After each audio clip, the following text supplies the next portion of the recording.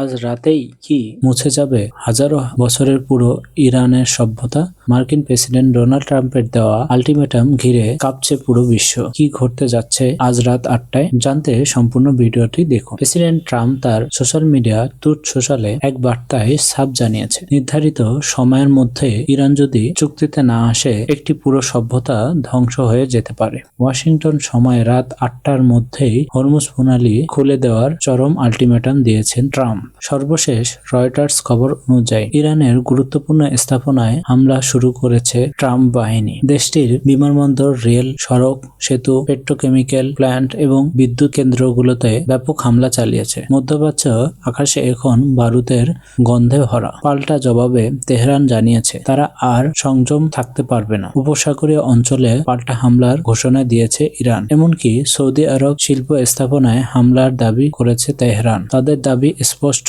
হামলা বন্ধ করতে হবে এবং হরমুজ প্রণালী পুরো নিয়ন্ত্রণে ইরানের হাতেই থাকতে হবে। এদিকে জাতিসংঘের নিরাপত্তা পরিষদের ব্যর্থতার ক্ষোভ ঝাড়ছে সৌদি আরব, কাতার, কুয়েত, 6টি আরব দেশ। অন্যদিকে পরিস্থিতির বেগতি দেখে বাহরাইনের অবস্থানরত মার্কিন নাগরিকদের শেল্টার ইন প্লেস বা নিরাপদ আশ্রয়ে থাকতে নির্দেশনা দেওয়া হয়েছে ওয়াশিংটন থেকে। পুরো বিশ্ব এখন তাকিয়ে আছে ঘড়ির কাঁটার দিকে। কি হবে আজ রাত 8টায়? বিশ্ব কি আরেকটি বড় যুদ্ধের দ্বারপ্রান্তে? আপনার কি মতামত কমেন্ট করে জানান এবং লেটেস্ট আপডেট পেতে সাবস্ক্রাইব করুন।